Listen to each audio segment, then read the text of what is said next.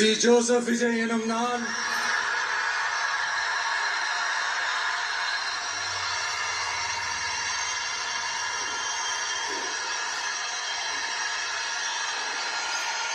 சட்டப்படி அமைக்கப்பெற்ற இந்திய அரசியல் அமைப்பின்பால்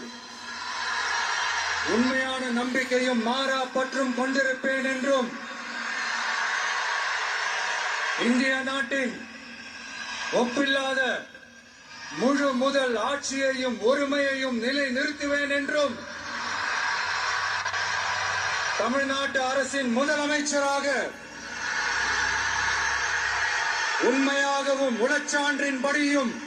என் கடமைகளை நிறைவேற்றுவேன் என்றும் அரசியல் அமைப்பிற்கும் சட்டத்திற்கும் இணங்க அச்சமும் ஒருதலை சார்பும் இன்றி விருப்பு வெறுப்பை விலக்கி